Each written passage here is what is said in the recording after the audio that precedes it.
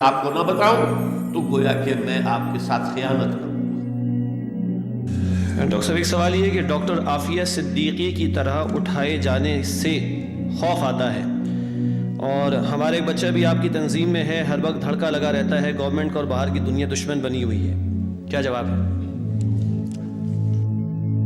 اس سے بچنے کی تو ایک ہی شکل ہے کہ آپ خودکشی کر رہے ہیں۔ You have to live with it۔ کہاں جائیں گے آپ؟ ملک چھوڑ کے چلے جائیں گے؟ اور قرآن تو یہ کہتا ہے، قرآن میں کبھی گارنٹی نہیں دی اللہ نے، تم میرے راستے پر آؤ، تمہیں کوئی تکلیف نہیں ہوگی، تمہیں کوئی کانٹا نہیں لگے گا، تمہیں کوئی جو ہے قربانی کبھی نہیں کرنا۔ اللہ دھوکہ نہیں دیتا۔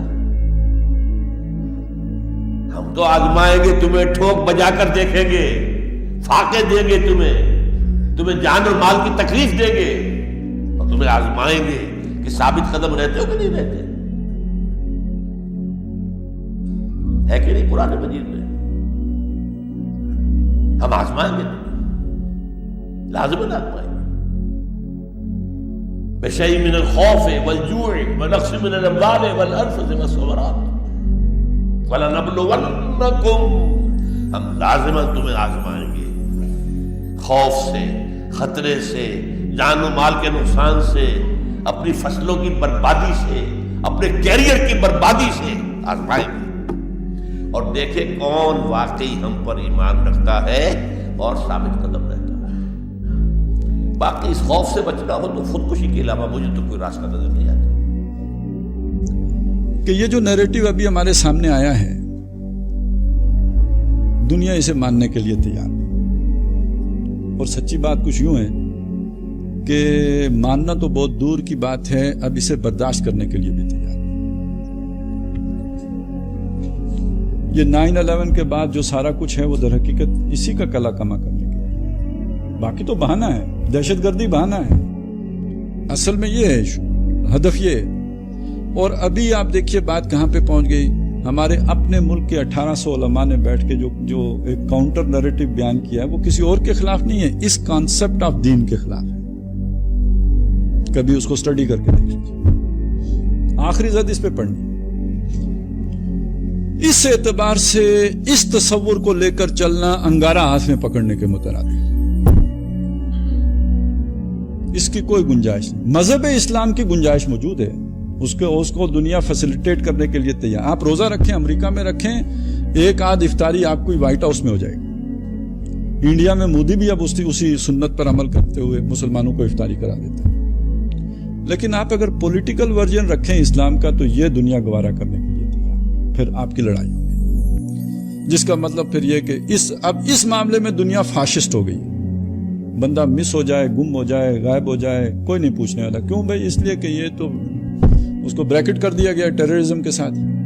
آپ بے شک ٹیررسٹ نہ ہوں، آپ کو بس آپ کا پولیٹیکل کانسیپٹ ہے اسلام کا، لہٰذا آپ ٹیررسٹ ہیں، بس ہوں گے، آج نہیں تو کل ہو جائیں گے، لہٰذا آپ کو جو ہے پری ایمپٹیو میئرز کے تحت جو ہے ابھی گم کیے جا سکتے ہیں۔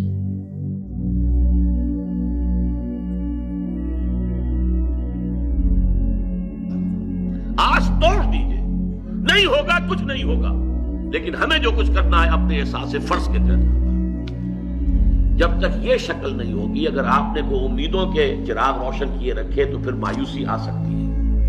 اور میں اللہ کا شکر ادا کرتا ہوں کہ کئی سال پہلے، 5-6 سال پہلے میں اس مضمون کو لکھ چکا ہوں۔ وہ جو ہے 20ویں صدی عیسوی میں بر صغیر پاک و ہند کے اندر اسلام کے انقلابی فکر کی تجدید و تعمیل، اور اس میں تدریج کے تقاضے ہیں کہ اس سے مایوسی سے انسان بچتا ہے، ذہناً پہلے تیار ہو، اپنے دل میں یہ خواب دیکھ لے کہ بس میری زندگی میں یہ کام ہو جائے گا، تو پھر ایک تو یہ ہوگا کہ یہ ہک اور بائی کروک، ٹیڑھا بیڑا راستہ جو ہے، سیدھی انگلیوں نہیں نکل رہا، گھی تو ٹیڑھی کرو انگلیاں، یہ کرے گا انسان۔ اور نمبر 2 یہ کہ جب دیکھے گا میرے تو اب بہت قریب آ گئی، میں تو بوڑھا ہو گیا، ہوا کچھ نہیں، تو پھر جو دل شکستگی طاری ہوگی، جو فرسٹریشن آئے گی، جو مایوسی ہوگی، واقعہ یہ ہے کہ وہ میں سمجھتا ہوں کہ اللہ تعالیٰ کی سزاؤں میں سے ایک سزا ہے، جو کہ انسان کو اپنی زندگی، اپنی بڑھاپی کے آخری دور میں آ کر یہ فرسٹریشن ہو کہ میں نے اپنی ساری زندگی جس کام میں لگا دی، اس کا کوئی ٹینجیبل، کوئی واضح، کوئی جو ہے ٹھوس نتیجہ میرے سامنے نہیں۔ لیکن اگر انسان پہلے سے تیار ہو، ذہناً اس کے لیے تیار ہو. ایک قدم بھی ہم آگے لے گئے تو بہت بڑی کامیابی ہے. چلیے ایک قدم بھی آگے نہ لے جا سکے, اگر آخری دم تک لگے رہے تو کامیابی بس.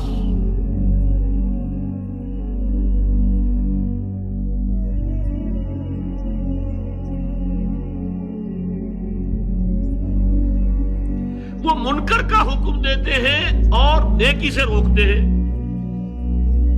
جبکہ اہل ایمان کا کیا آیا, یامرون بالمعروف وینہون عن المنکر والمؤمنون والمؤمنات بعضهم اولیاء بعض یامرون بالمعروف وینہون عن المنکر. یہاں جو قابل غور بات ہے وہ یہ ہے کہ یہ منکر کون سا تھا جس کا وہ حکم دیتے تھے, وہ معروف کون سا تھا جس سے وہ روکتے تھے. منکر کا حکم دیتے تھے, لا تنفقوا علی من عند رسول اللہ. ظاہر بات ہے وہ زنا کا حکم تو نہیں دیتے تھے ایک دوسرے کو, چوری کا مشورہ تو نہیں دیتے تھے, ڈاکے کا مشورہ تو نہیں دیتے تھے, یہ مشورہ تو نہیں دیتے تھے. یہاں کون سا منکر ہے کون سا معروف ہے, روکتے تھے اللہ کے دین کی جد و جہد سے. لا تنفقوا علی من عند رسول اللہ حتی ينفضوا لا تنفروا فی الحر. مت نکلو اس گرمی کے اندر, کیا تمہاری مت ماری گئی ہے. مشورہ کیا دیتے تھے, ہمارے راستے پر چلے آؤ, اتبعوا سبیلنا ولنحمل خطایاکم. یہ جد و جہد کے حوالے سے معروف اور منکر ہے, یہ عام اخلاقی اعتبار سے معروف اور منکر نہیں ہے. جب اس تقابل میں آئے گا منافقین اور مومنین کا, کہ مومنین کا کردار اور منافقین کا کردار, اس لیے کہ وہاں پر وہ روکتے جو تھے, نماز پڑھنے سے نہیں روکتے تھے. وہ کہاں روکتے تھے نماز پڑھنے سے, روزہ رکھنے سے نہیں روکتے تھے. وہ روکتے تھے کس چیز سے, انفاق فی سبیل اللہ سے, قتال فی سبیل اللہ سے. لا تنفروا فی الحر قل نار جہنم اشد حرا لا تنفقوا علی من عند رسول اللہ حتی ينفضوا. وہ کہتے تھے, حکم دیتے تھے جھوٹ بولو. حضرت کعب ابن مالک کو کہا ان منافقین نے, کیا تمہاری مت ماری گئی ہے, تم بھی ذرا جھوٹی قسم کھاتے تھے کہ حضور میں مجبور تھا, میری یہ مصیبت تھی, میری تو یہ مصیبت میں تو نہ پڑ سکتے, تمہارا بائیکاٹ ہو گیا, زندگی جو ہے تمہارے اوپر اجیرن ہو گئی ہے. اذا ضاقت بهم الارض بما رحبت, زمین اپنی ساری کشادگی اور وسعت کے باوجود جو ہے ان کے اوپر تنگ پڑ گئی تھی. یہ اس سے بچ جاتے, جھوٹ بول دیتے. نجوا کا حکم دیتے تھے. وہ جو جماعتی جو نظم ہے اس کو ڈھیلا کرنا, قائد جو ہے اس کے خلاف سرگوشیاں کرنا, اس سے بددل کرنا, یہ کام ہے اصل میں جس کو کہا جا رہا ہے کہ ان لوگوں کا معاملہ یہ ہے کہ یامرون بالمنکر وینہون عن المعروف. منافق مرد اور منافق عورتیں سب ایک دوسرے کے ہم رنگ ہیں. برائی کا حکم دیتے ہیں اور بھلائی سے منع کرتے ہیں, اور اپنے ہاتھ خیر سے روکے رکھتے ہیں. یہ اللہ کو بھول گئے تو اللہ نے بھی انہیں بھلا دیا. یقیناً یہ منافق ہی فاسق ہیں. اپنے ہاتھ خیر سے روکے رکھتے ہیں. یہ تمام منافقین کی مشترک خصوصیت ہے. ان سب کو برائی سے دلچسپی اور بھلائی سے عداوت ہوتی ہے. کوئی شخص برا کام کرنا چاہے تو ان کی ہمدردیاں, ان کے مشورے, ان کی ہمت افزائیاں, ان کی اعانتیں, ان کی سفارشیں, ان کی تعریفیں اور مدح سرائیاں سب اس کے لیے وقف ہوں گی. دل و جان سے خود اس برے کام میں شریک ہوں گے, دوسروں کو اس میں حصہ لینے کی ترغیب دیں گے, کرنے والے کی ہمت بڑھائیں گے, اور ان کی ہر ادا سے یہ ظاہر ہوگا کہ اس برائی کے پروان چڑھنے ہی سے کچھ ان کے دل کو راحت اور ان کی آنکھوں کو ٹھنڈک پہنچتی ہے. بخلاف اس کے کوئی بھلا کام ہو رہا ہو تو اس کی خبر سے ان کو صدمہ ہوتا ہے, اس کے تصور سے ان کا دل دکھتا ہے, اس کی تجویز تک انہیں گوارا نہیں ہوتی. اس کی طرف کسی کو بڑھتے دیکھتے ہیں تو ان کی روح بے چین ہونے لگتی ہے. ہر ممکن طریقے سے اس کی راہ میں روڑے اٹکاتے ہیں, اور ہر تدبیر سے یہ کوشش کرتے ہیں کہ کسی طرح وہ اس نیکی سے باز آ جائے, اور باز نہیں آتا تو اس کام میں کامیاب نہ ہو سکے. پھر یہ بھی ان سب کا مشترک خاصہ ہے کہ نیکی کے کام میں خرچ کرنے کے لیے ان کا ہاتھ کبھی نہیں کھلتا, خواہ وہ کنجوس ہوں یا بڑے خرچ کرنے والے. بہرحال ان کی دولت یا تو تجوریوں کے لیے ہوتی ہے یا پھر حرام راستوں سے آتی اور حرام ہی کے راستوں میں بہہ جاتی ہے. بدی کے لیے چاہے وہ اپنے وقت کے قارون ہوں, مگر نیکی کے لیے ان سے زیادہ مفلس کوئی نہیں ہوتا. وَلَنَبْلُوَنَّكُمْ بِشَيْءٍ مِّنَ الْخَوْفِ وَالْجُوعِ. اب یہ ہے کہ پہلے سے دکھا دیا, اللہ تعالیٰ دھوکہ نہیں دینا چاہتا. دیکھ لو جس راہ میں قدم رکھا ہے, اب آزمائشیں آئیں گی, تکلیفیں آئیں گی, رشتہ دار ناراض ہوں گے, بیوی شوہر سے لڑے گی، شوہر بیوی سے لڑے گا، اولاد والدین سے جدا ہوگی، یہ سب کچھ ہوگا، فساد ہوگا، فتور ہوگا، تصادم ہوگا، جان و مال کا نقصان ہوگا۔ وَلَنَبْلُوَنَّكُمْ، ہم لازماً آزمائیں گے تمہیں بِشَيْءٍ مِّنَ الْخَوْفِ، خوف کی کیفیت سے، وَالْجُوعِ، بھوک، فاقے، کیسے کیسے فاقے آئے، کیا ہوا ہے غزوہ احزاب میں، کیا ہوا ہے جو اس سے کے بعد جو جیش العسرہ ہے، تبوک کی جنگ ہے، وَنَقْصٍ مِّنَ الْأَمْوَالِ وَالْأَنفُسِ وَالثَّمَرَاتِ، اور نقصانات ہوں گے مالی بھی جانی بھی، اور ثمرات۔ اب ثمرات یہاں دو معنی دے رہا ہے، چونکہ مدینے والوں کی جو تھی اصل جو ان کی معیشت تھی وہ زرعی تھی، پھل، خاص طور پر کھجور، یہ ان کی پیداوار تھی، جسے آج کل آپ کہتے ہیں کیش کراپ جو ہے ان کی وہ یہ تھی۔ اب ایسا بھی ہوگا کہ فصل تیار کھڑی ہے، اگر اسے اتارا نہ کھجور سے تو ضائع ہو جائے گی، اور ادھر سے تبوک کا حکم آ گیا نکلو اللہ کی راہ، یہ ساری فصل ضائع ہو جائے گی۔ امتحان ہو گیا کہ نہیں؟ اور اس کے علاوہ ایک اور ہے اس کا مفہوم، انسان کچھ بہت محنت کرتا ہے، جد و جہد کرتا ہے، کیریئر بناتا ہے، اپنا ایک مقام بنا لیتا ہے اس کیریئر میں، اس پروفیشن میں، اس راستے پر آتا ہے تو کچھ اور ہی شکل اختیار کرنی پڑتی ہے۔ وہ تجارت کے زمانے میں جو محنت کی تھی، وہ کیریئر کو جمانے میں جو محنت کی تھی، وہ سارا کا سارا معاملہ جو ہے وہ کھو کر پھر اس وادی میں آنا پڑتا ہے۔ وَلَنَبْلُوَنَّكُمْ، یہ بھی ثمرات ہیں نا، محنت کے ثمرات۔ وَلَنَبْلُوَنَّكُمْ بِشَيْءٍ مِّنَ الْخَوْفِ وَالْجُوعِ وَنَقْصٍ مِّنَ الْأَمْوَالِ وَالْأَنفُسِ وَالثَّمَرَاتِ وَبَشِّرِ الصَّابِرِينَ، اور اے نبی بشارت دیجئے صابروں کو، صبر کرنے والوں کو۔ یہ کون ہے؟ الَّذِينَ إِذَا أَصَابَتْهُمْ مُصِيبَةٌ، وہ لوگ کہ جن کو جب بھی کوئی مصیبت آئے، قَالُوا إِنَّا لِلَّهِ وَإِنَّا إِلَيْهِ رَاجِعُونَ، وہ کہتے ہیں ہم اللہ ہی کے تو ہیں، اللہ ہی کی طرف ہمیں لوٹ جانا ہے، کل بھی جانا تھا، آج چلے جائیں، حاضر ہیں، جتنی جلدی بلا لو۔ نشان مرد مومن باتوں گویم، جو مرگ آیا تبسم مر لبے اوست، مرد مومن کی تو نشانی یہی ہے کہ جب موت آئے تو مسرت کے ساتھ اس کے چہرے پر، اس کے ہونٹوں پر مسکراہٹ ہو۔ یہ ایمان جو میں نے کہا تھا، لٹمس ٹیسٹ یہ ہے کہ بندہ مومن اس دنیا میں زیادہ رہنے کی خواہش نہیں کر سکتا۔ لائف از اے لائبلٹی، جو لمحہ آ رہا ہے اس کا حساب دینا ہوگا، تو جتنی عمر بڑھ رہی حساب بڑھ رہا ہے۔ It's not an asset, it's a liability. اور الدنیا سجن المومن و جنت الکافر، یہ تو مومن کے لیے ایک قید خانہ ہے، ہاں کافروں کی جنت ہے۔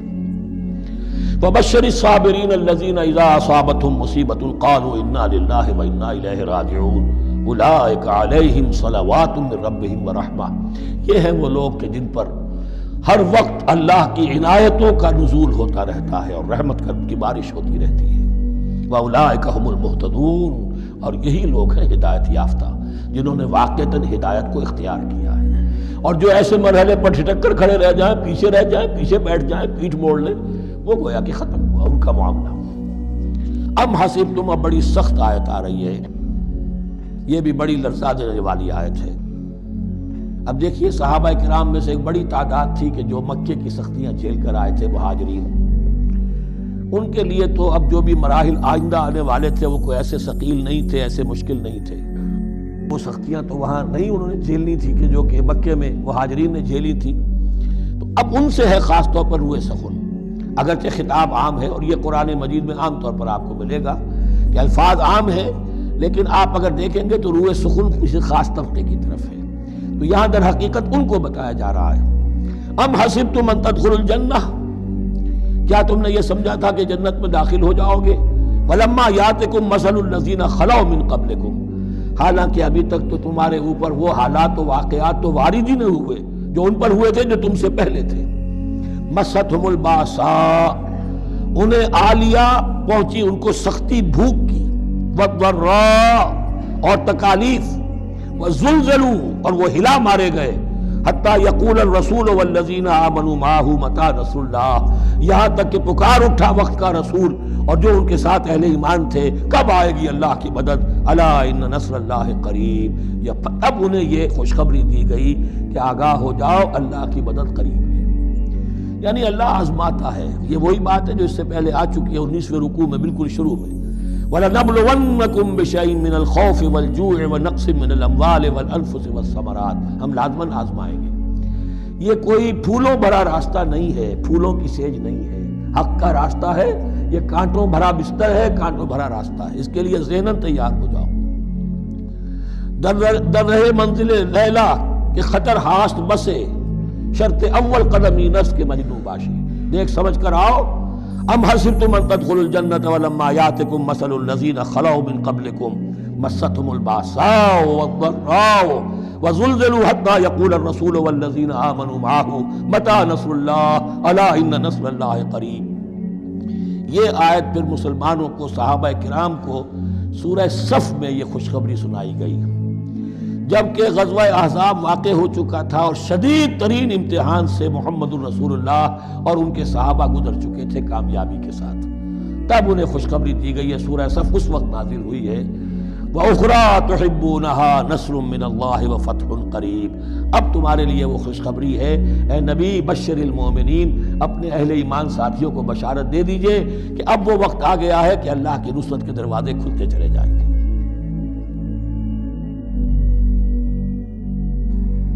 زی ہمراہ میں سست عناصر دلم گرفت، شیر خدا اور رستم دستان مارزوست۔ اب یہ شعر ہماری تحریک کے اوپر اس وقت جو تیسرا میرا پوائنٹ ہے اس کے اوپر پوری طرح راست آئے گا۔ زی ہمراہ نے سست عناصر، ہمارے ہاں بھی جیسا کہ میں نے عرض کیا تھا کہ سست ہیں، کم کوش تو ہیں، بے ذوق نہیں راہی، کم کوش تو ہیں لیکن بے ذوق نہیں راہی، وہی بات ہے۔ زی ہمراہ سست عناصر دلم گرفت، یہ جو میرے ساتھی ہیں کہ جو سست ہیں، جن میں کسل ہے، جن میں کم ہمتی ہے، جو محنت سے جی چرا رہے ہیں، میرا دل جو ہے ان کی وجہ سے میرا دل پکڑا گیا ہے، مجھ پر مایوسی کی کیفیت ہو گئی ہے۔ شیر خدا و رستم دستان مارزوست، میں چاہتا کوئی اللہ کا شیر بھی تو میدان میں آئے، یہ سست عناصر ہی تو نہ رہ جائیں، کوئی وہ جو لیجنڈری شخصیت ہے رستم کی، جو روایتی شخصیت ہے، کوئی اس کا مصداق بھی تو سامنے آئے۔ اب یہ کہتے ہیں شاہ مولانا جلال الدین رومی، گفتم، میں نے یہ کہا اس شیخ سے، گفتم کہ یافت می نشبت دستہ ماں، کہ حضرت آپ جس کو تلاش کر رہے ہیں وہ آپ کو ملنے والی شے نہیں ہے، ہم نے بہت زندگی گزار لی ہے، ہمیں کوئی نہیں ملا آج تک۔ وہ شیر خدا اور رستم دستانم کی آرزو اور انسانم آرزو یہ دلوں میں پالتے رہیے، یہ ملنے والی شے نہیں ہے، ناممکن ہے۔ گفت آن کے یافت می نشبت آنم آرزوست، اس نے کہا کہ میں اسی چیز کی تو آرزو کو پالے ہوئے ہوں جو نہیں ملے گی مجھے، لیکن آرزو تو ہے، اسے تو پال سکتا ہوں۔ بالکل اسی طریقے سے سمجھیے کہ اس توقع سے اپنے ذہن کو، اپنے قلب کو فارغ کر لیجئے کہ اس کا کوئی نتیجہ بہت بڑا، کوئی واضح، کوئی کامیابی، کوئی پھریرے اڑاتے ہوئے ہم کہیں پر جو ہے کامیابی کے پرچم لہراتے ہوئے کہیں داخل ہوں، نہیں، نکال دیجئے۔ جو کچھ ہمیں کرنا ہے محض اپنے فرض کی ادائیگی کے لیے۔